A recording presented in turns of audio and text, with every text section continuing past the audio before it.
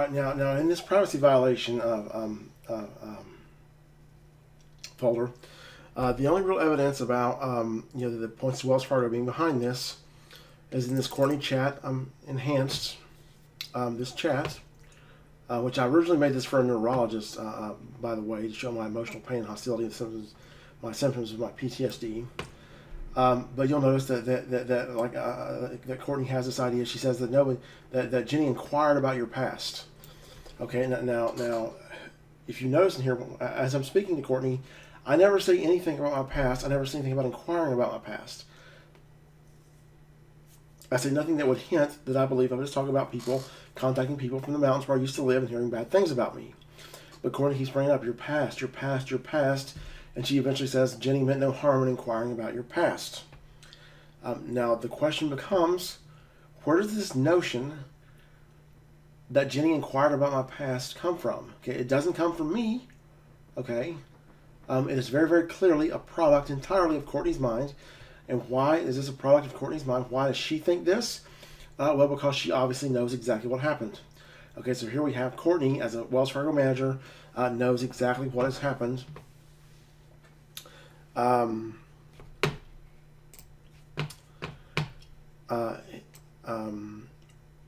Here.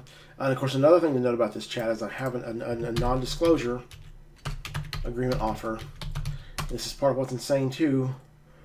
I offer them a non-disclosure agreement just to talk about this. Okay, if you go to these calls with Jenny here, you'll notice that I offer her to tell you the truth, what happened. It'll all be forgiven. Okay, I offer them consequence-free to talk about this massive wrong that they've done to me that's caused me such enormous pain.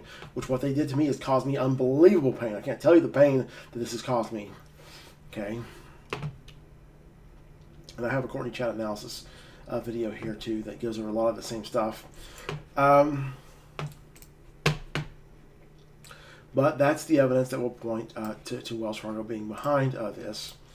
Now, the next file that I'll go to, or the next thing to validate, is in April of 19. Complaint. Where's my complaint at here? Complaint back up here.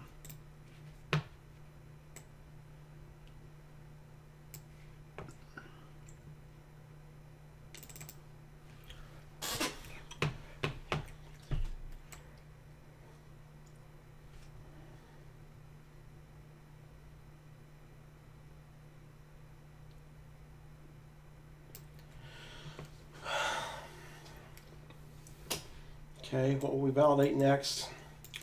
We will validate that this mobile crisis scam. So let me click and get this. Okay, now my downloads folder's got the mobile crisis scam. Coming up to it here. Come on now. There's mobile crisis analysis on the mobile crisis scam. Okay. That I have these crisis counselors coming to my apartment. I make a claim that they're full of shit because they got this report that shows me as having all this. Here's their internal notes that they made, this crisis line, and you will see they describe me as being psychotic and all this nonsense. It's absolute garbage. You may have to have an expert look at that, but it's on the face bullshit the way they do this. And I go in depth in my analysis on videos, which I'll send you the YouTube links that have all the analysis, not just the one in this folder. Skips part 2. But I'll send you the YouTube links that have all the analysis. I skipped part 2 because it's got my address and stuff on there, and my phone number. I don't want the whole world to have my phone number. Okay. But the way to validate, one way to validate that these notes are bullshit is that these people come and visit me on April 17th, 2019. Now you see how coherent I am in this 416 call. Okay, so 416 right after or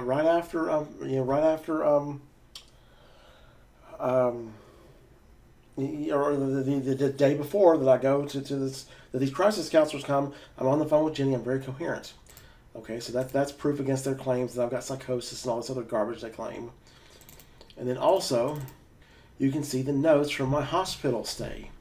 Okay, they have me put in this hospital. If you go to Evidence ID 35 here, and I believe it's on page 37 or 39,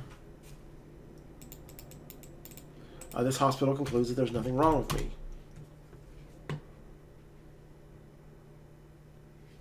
Yeah, see right here.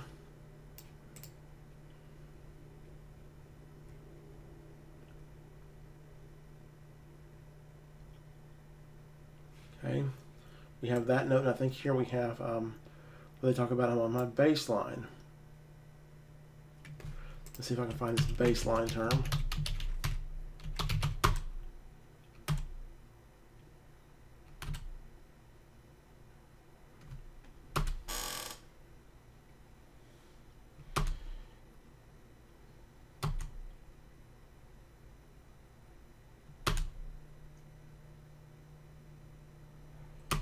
You'll see here, well, the point of this is repeatedly in here, they notice that I'm on my baseline.